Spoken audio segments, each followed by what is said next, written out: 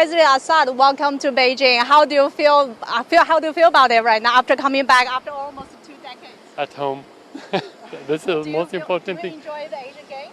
Do you enjoy the opening ceremony? It was more than enjoyment.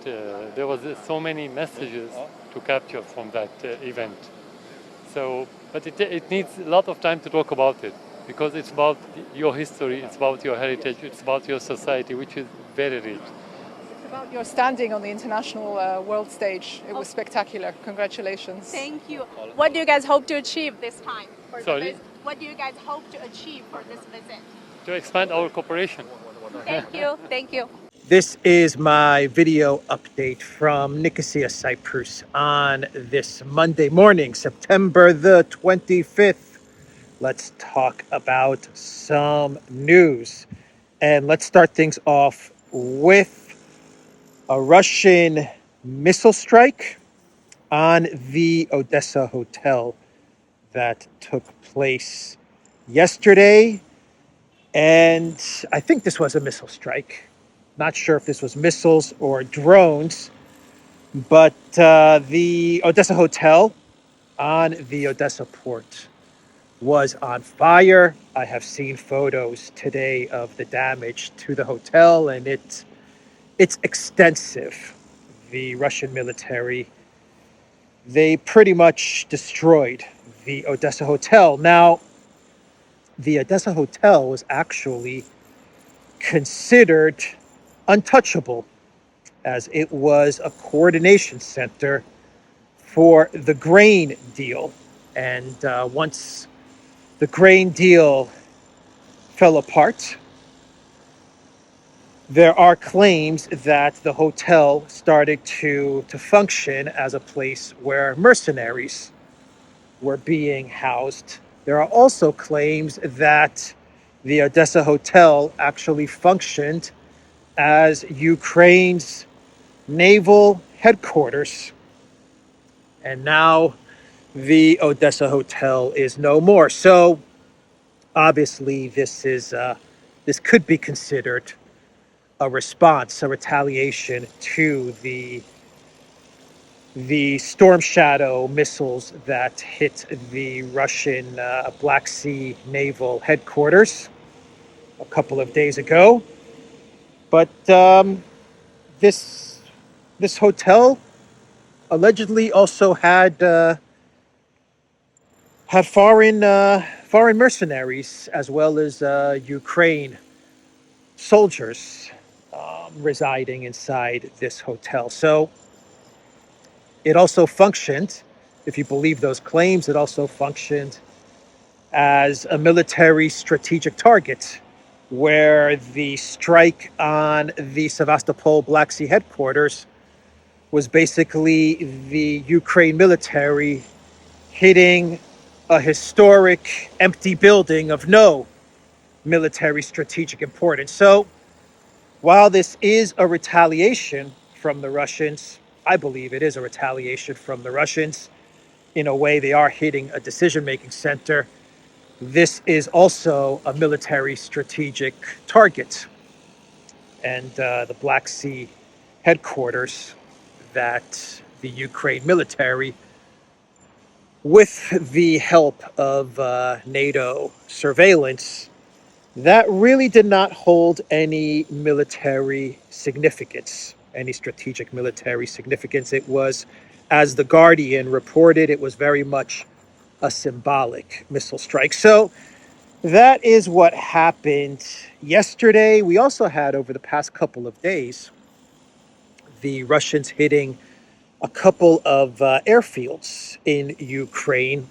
I believe one of the airfields that they hit yesterday was located in the region of Kryvyi Rog, and allegedly these airfields were being used by the Ukraine military to launch the Storm Shadow strikes towards Crimea. So that was also another interesting development. Of course, people ask, if Russia knows where these airfields are, they know they exist, how come they didn't hit these airfields sooner? For this, I do not have an answer. Maybe someone in the comments down below can provide an answer for this question as to why the Russians, if indeed they knew where these airfields were, maybe they didn't. Maybe they didn't know where these airfields were located until after the Storm Shadow missile strikes. But if they did know, why were these airfields allowed to operate? I don't know. My only guess on this is that that the Russians were 100% certain that these were indeed airfields that that Ukraine was using to launch attacks towards Crimea with Storm Shadow missiles. And once they were 100% certain, that's when they decided to destroy these airfields. That would be my guess. Anyway, we have an article from Bloomberg from Neil Ferguson. And in this article on Bloomberg, he talks about the excitement after the great Kharkov counteroffensive and how the mood has changed now in Ukraine. He says now that the Ukraine military and Ukraine officials are not excited. They're not. They don't have that confidence that they had after the Kharkov counteroffensive. Sorry, the great Kharkov counteroffensive. That excitement is gone, and he says that the Ukraine military now they are now exhausted. That's the words that he used. Exhausted. And smelling defeat, Mr. Ferguson smells defeat. He realizes that defeat is coming. He writes this in his Bloomberg article. Rather than risk a protracted war with the added danger of weakening Western support, Ukraine needs to consolidate what it has already achieved. Ferguson says that Ukraine needs to think about the extraordinary economic and political progress of South Korea over 70 years. Someone is talking about a freeze. Someone is talking about a freeze, and he is trying to sell the freeze plan to Ukraine via Bloomberg by telling the people of Ukraine, the Zelensky regime, the military of Ukraine, that they should take a look at South Korea and how well South Korea has done because of an armistice. And then, of course, you could sell the West Germany freeze as well. You can say that that West Germany eventually ended up becoming Germany. And then you have the EU and NATO, and you can sell that point as well. So this is Ferguson, Bloomberg's selling point of the Sullivan-Blinken freeze plan to Ukraine. And Ferguson, he just lays it all out in this article. Ukraine should take a look at all the progress that South Korea has made from a 70 years armistice. We have the Washington Post coming out with an article where they are saying that Western officials are pressuring Zelensky to hold elections. Now, when Zelensky was in Canada meeting with Trudeau, he said that elections in Ukraine are just impossible, not going to happen. He said that right now, what Ukraine needs is to focus on fighting Russia. Any money that comes into Ukraine, according to Zelensky, should not be used to coordinate elections. It should be going to the military so that they can fight Russia. And he basically said that elections right now would be a distraction, and they could even be used by the Kremlin to subvert Ukraine's democracy. That's pretty much what Zelensky said when he was in Canada. So he is against having elections, and we all know why Zelensky is against having elections, because if elections were to be held and Zelensky were to lose, then Zelensky is toast. he is toast. Not to mention that he's going to not be able to get his hands on all of the Western financial and military aid.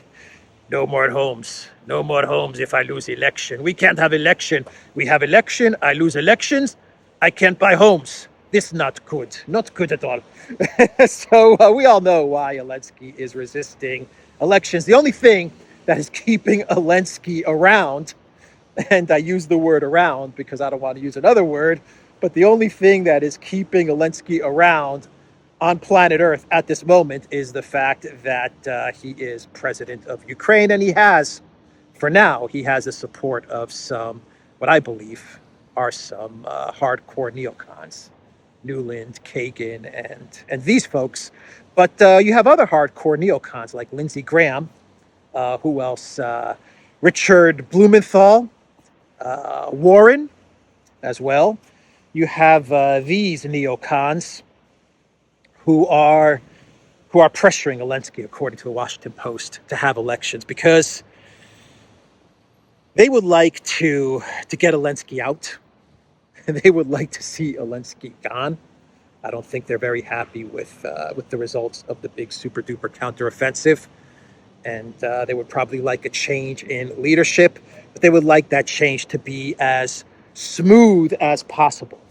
So in their minds, they're thinking, what better way to get Zelensky out and to sell a smooth transition in Ukraine than democratic elections? That's the perfect way, according to these neocons that have lost favor with Zelensky. Well, they don't support Zelensky anymore. Zelensky's lost favor with them. What better way for these neocons to be rid of Zelensky, who they probably blame for the debacle that is the big super duper summer, spring, winter, fall, autumn counteroffensive, than to sell it to the American people that he lost in democratic elections? That's the best way for them to be rid of Zelensky, and a lot of people, they want Zelensky gone because he is resisting negotiations and a conflict freeze. And when he was in the United States, Zelensky met with one Mr. Kissinger. Yep, Zelensky met with Kissinger. Zelensky meets with Kissinger in the U.S. He was against Ukraine and NATO, but changed his mind. That is the title from Yahoo News. Now, yes, Kissinger at one point in time, he wanted an end to the conflict, and he was actually saying that Ukraine should not get into NATO. It's very dangerous for Ukraine to get into NATO. Then retaliates, they put Kissinger on their peacemaker hit list. And then Kissinger, he wrote an article for the mainstream media news where he said that he's had a change of heart. And after seeing what's going on in Ukraine, he believes that there should be some sort of end to the conflict. And there should be a conflict freeze, but a conflict freeze with Ukraine in NATO. So I think that Kissinger met with Zelensky so that he can tell Zelensky, look, let's freeze this thing, and when we freeze this thing, we'll get you into the European Union and we'll get you into NATO. I think that was what Kissinger was selling to Zelensky. I can't see any other reason for the deep state globalists to bring out Kissinger so that he can meet with Zelensky. I mean, Kissinger is 100 years old. And they get Kissinger to go meet with Zelensky. So let's shift gears now and talk about Canada. Oh, Canada. So yesterday in my video, I was a bit cautious about the Parliament 98-year-old NAZI collaborator applause debacle. Because when I filmed that video yesterday, the news was starting to come in about this situation, but I wanted to just be a little bit cautious before I said that this guy was indeed an NAZI collaborator and the Canadian Parliament they gave him a standing ovation. The entire Canadian Parliament gave a standing ovation to a Nazi collaborator. Well, after I finished that video and I published that video, the news started to come in, the confirmation started to come in from Collective West media that this guy, this 98-year-old guy that the Canadian Parliament stood up for and cheered, was indeed an NAZI volunteer, from what I understand, a volunteer collaborator, which is incredible. He actually volunteered to serve with the Mustache Man. The AP, their title for their article reads, "Leader of Canada's House of Commons apologizes for honoring man who fought for NAZIs." So this guy was hailed as a hero because he fought against the Russians. And he fought against the Russians for the 14th Division of the Waffen SS. Take a look at X community notes, what they say about this guy. This is the community notes under posts and the video of the standing ovation in the Canadian Parliament. The notes say, the Galician SS and the Ukrainian insurgent army, both factions worked alongside each other, committed various massacres against Jews, Poles, Czechs, Slovaks, and Soviet partisans during their operation and collaboration with the SS and the NAZIs. You know what I find interesting about this community notes is that they point out, of course, that the Canadian Parliament, they stood up and clapped and cheered this guy. The entire Parliament, by the way, the entire freaking Parliament, they stood up and cheered for this guy. But the community notes, they say it very, very clearly here that that these guys in Bandera land, they committed atrocities and massacres against Jews, Poles, Czechs, and Slovaks, as well as Soviet partisans. I just find it interesting that you have these forces, these Bandera forces in Bandera land, and everyone knows about them. And you have EU member states like Poland and Czech and Slovakia supporting these Bandera forces. Unbelievable. Unbelievable. And then you have the photo in the Parliament, and I think this is like the photo of this this incident where they're standing up and clapping for this guy, this NAZI guy, and you have Trudeau there. Let me open up this photo. You have Trudeau, you have Zelensky's wife. They're both clapping. They're very happy. They're both clapping. And in the middle, you have Zelensky. And Zelensky is like fist pumping. Yeah, that's right. Clap for this guy. Clap for him. Yeah. Wow. Wow.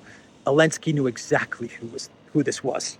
Trudeau knew exactly who this was. Freeland knew exactly who this was. Everyone in the Canadian Parliament, they must have known at least a little bit about this guy.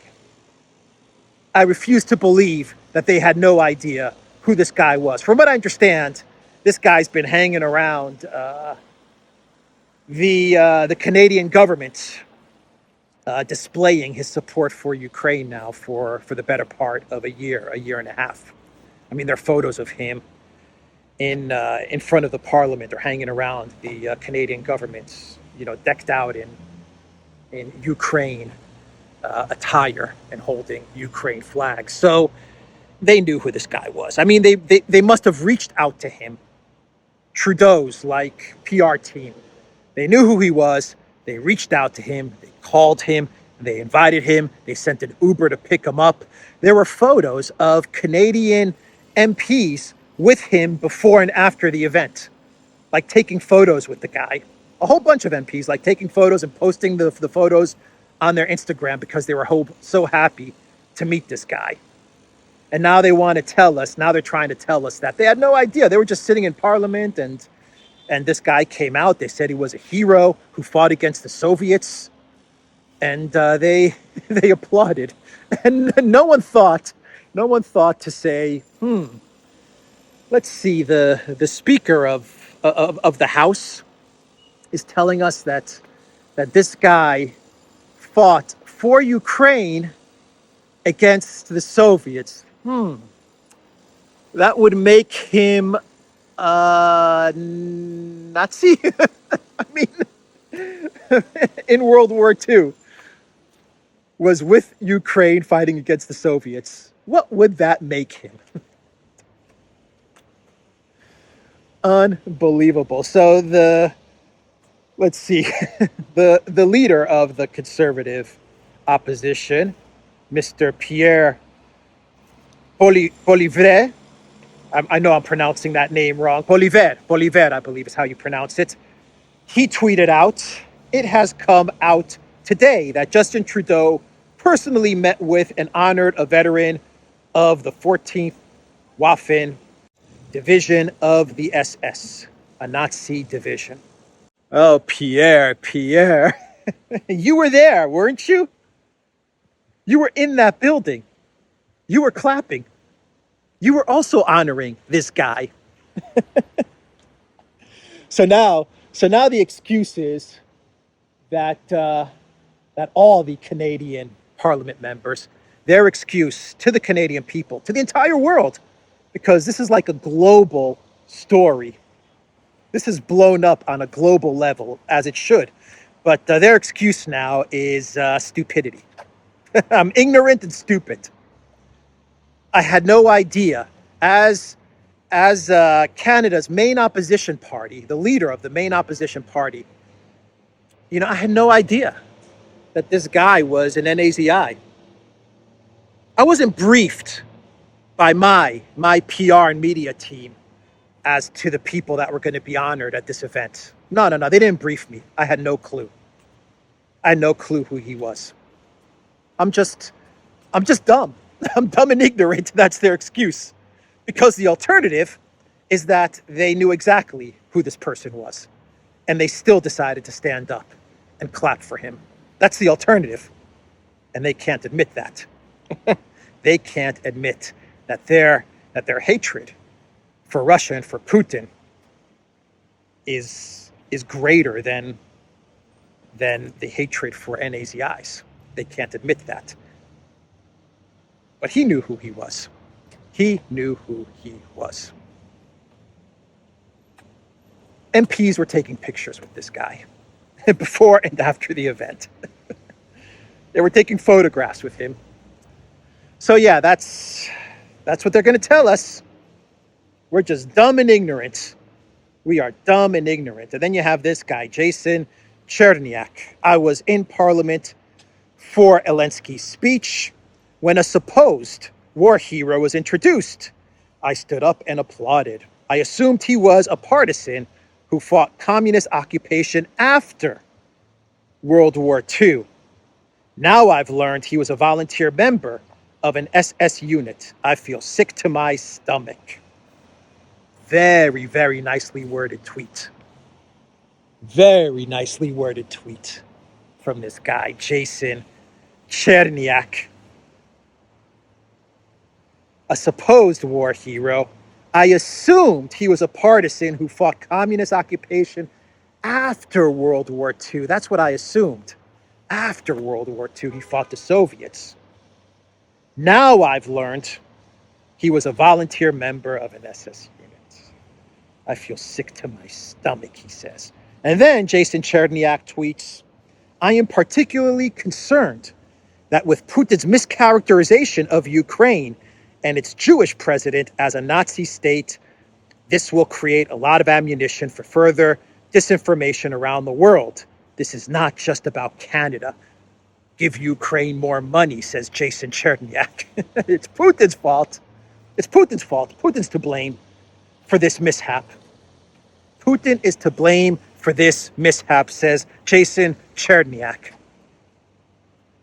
Because there couldn't possibly be NAZIs in Ukraine, given that Zelensky is Jewish, right? It's impossible.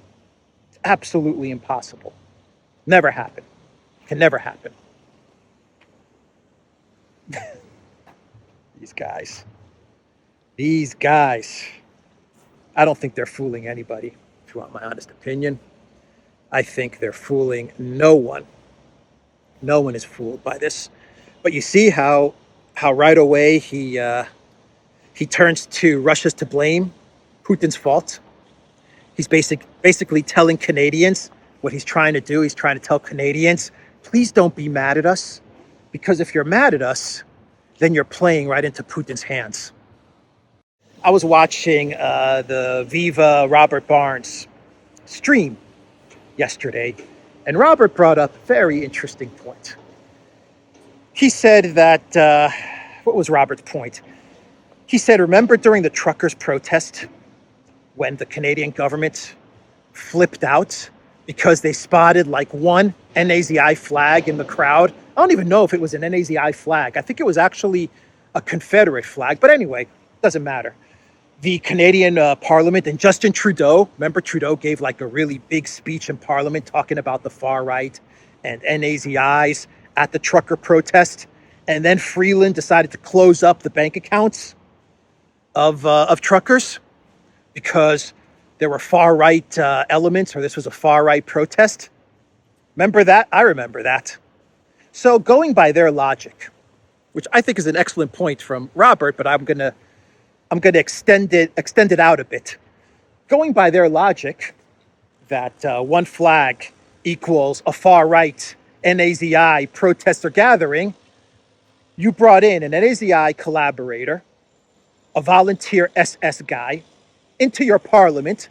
All of the parliament members stood up and clapped and cheered. So wouldn't that make what was going on in the Parliament of Canada some kind of far right event? And going off of that logic, shouldn't the bank accounts of all of the parliament members, including Justin Trudeau and Freeland, shouldn't their bank accounts be closed up? I mean, you know, that is the logic, isn't it? I think it is. I think it is. Anyway, yeah, you know, we had the same incident in Greece in April 7th or 8th, when they brought in an Azov guy to speak to the Greek parliament. Yup. The New Democracy Party, they brought in an Azov guy to speak to the Greek parliament, and it was horrible. It was horrible. This was in April 2022 when Zelensky was traveling around Europe speaking to various parliaments, begging for money. And the Mitsotakis government, they brought in Zelensky. And with Zelensky, they brought in an Azov fighter. This was during Mariupol, the battles in Mariupol. And the Greek parliament, to their credit, 3 parties in the Greek parliament boycotted the entire event. The Mera 24, the Hellenic Solution, and the Kukue, the Communist Party. They boycotted the event completely. And the main opposition party, which is the Syriza left, they call themselves a radical left, but they're more like a neoliberal left. Anyway, when the Syriza party saw that this Azov guy was going to speak to the Greek parliament, they walked out. Most of their parliament members walked out. To their credit, many people in the Greek parliament could not stomach the fact of having an Azov NAZI guy talking to the Greek government, speaking inside of the Greek parliament, because Greeks, we suffered a lot in World War II and under the NAZIs. I mean, we suffered a lot, and it was a disgrace what happened. But you know, at least we had some party members boycott and walk out of of that entire affair. And that was way, way back in the first month of the SMO. So what else? Macron is withdrawing from Niger. He's withdrawing the ambassador and the military from Niger, which is an interesting development. Macron was actually keeping the French ambassador hostage in Niger, right? He was keeping the ambassador hostage in Niger. The Niger government, they were saying, the military government, they were saying, you're persona non grata. You're not welcome here anymore. You need to leave. And Macron was refusing. He was like, no, I'm not going to remove my ambassador. Now he's going to remove the ambassador as well as French military from Niger. This is a big victory for Niger and for Africa. I still am worried that there will be some sort of intervention in Niger, though with each passing day it looks less and less likely. And this move by Macron is a type of capitulation. That's how it looks. Maybe I'm wrong, but it looks like Macron is conceding defeat. Ambassador is gone, military is gone. Let's see what happens next. Let's see what happens with this story. And how am I doing on time here? I'm going to have to wrap this up. Oh, we got so many stories here.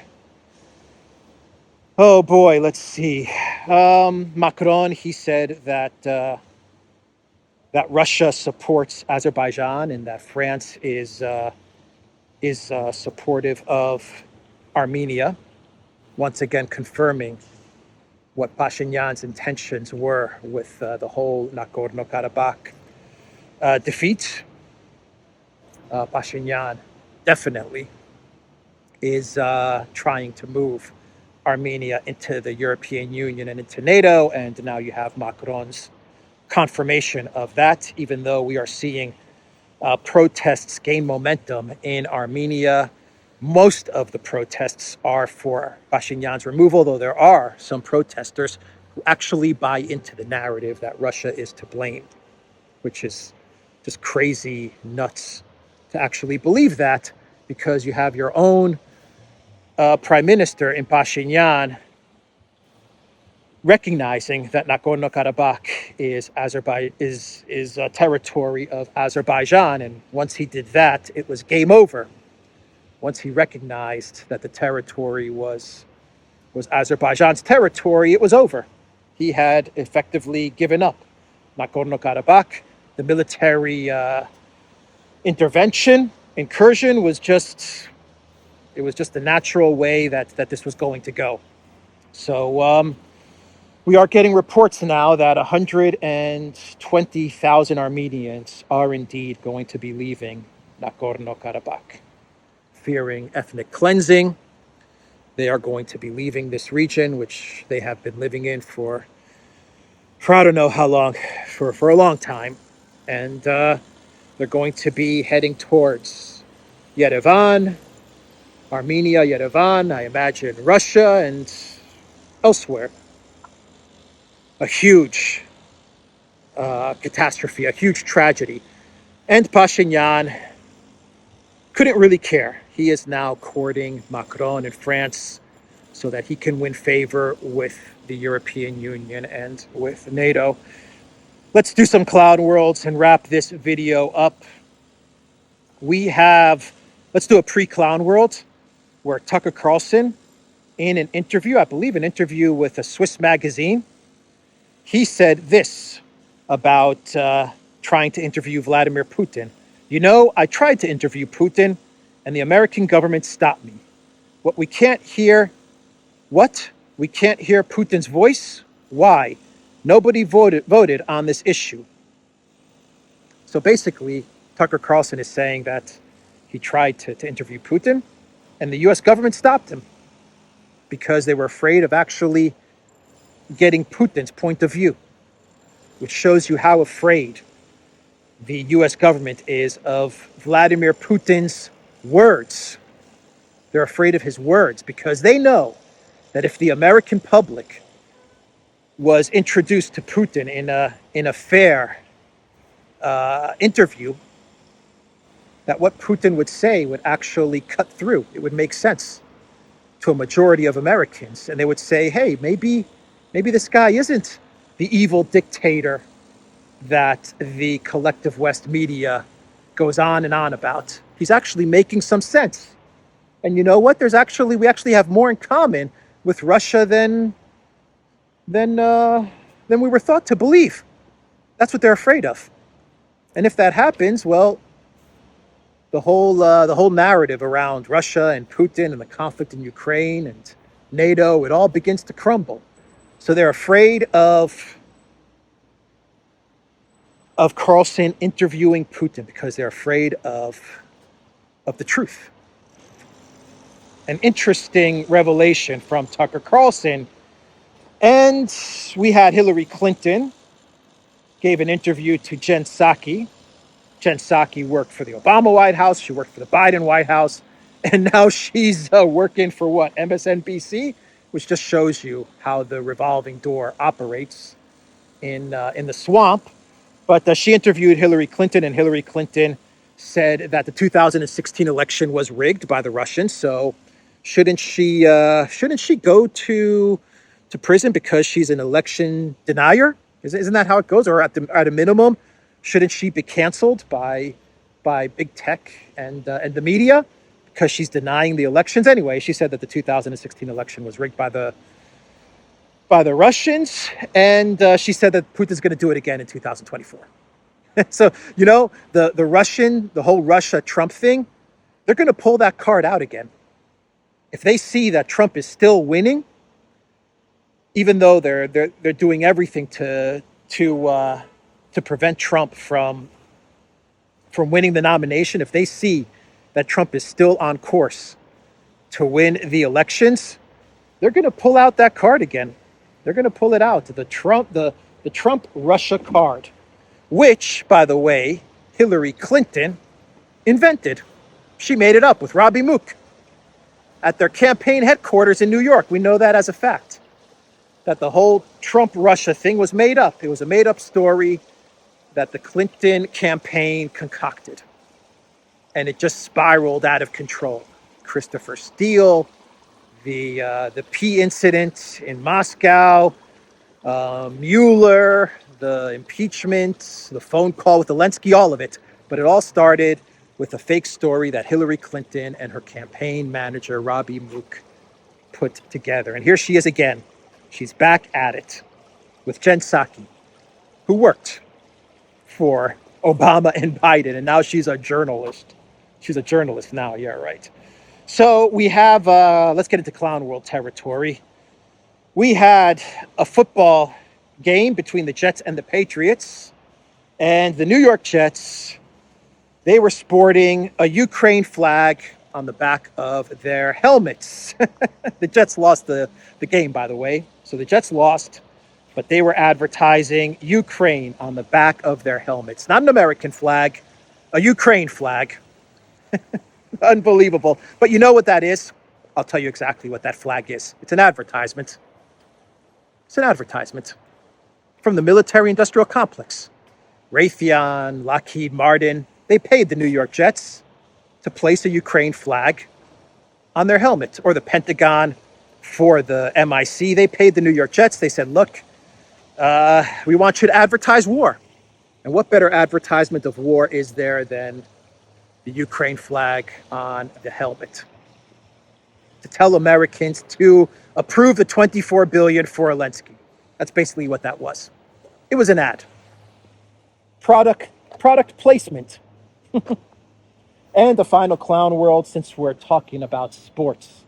On today's clown world, we had the youth figure skating event in Budapest. And when the Russian figure skaters approached the podium, they congratulated third place. I think third place was third place Canada? I'm not quite sure. I think it was Canada. I could be wrong. Anyway, they congratulated the third place winners, and they hugged and shook hands with the Russian gold medal winners. And then the Russians went to congratulate Ukraine, which took second place, and the Ukraine figure skaters, they refused to hug and shake the hands of the winning Russian pair. Now, you could say that the Ukraine figure skaters did not want to shake the hands and hug the Russian figure skaters because of the conflict, right? They want nothing to do with Russians, and they're telling them that we don't want to shake your hands, we don't want to hug you because we're at war. So there's that side. There's the other side, which could argue that, the figure skaters, they don't want to shake the hands or hug the Russian figure skaters because if they were to do that, when they return home, they would be targeted. And so they're afraid because they understand that if you're to do that, if you're to show sportsmanship, to remove politics out of sports, and to congratulate the winners of the event, even if they are Russian, if you were to do that, well, then you would return to Ukraine and the SBU and the Zelensky regime would go after you. Human rights, democracy, and all that good stuff that the Zelensky regime has an abundance of. Anyway, that is the video, everybody. theduran.locals.com. We are on Rumble, ODYSEE, BitChute, Telegram, and the platform known as X. We are also on Rockfin as well. And go to the Duran shop, 10% off. Use the code GOODDAY. Take care.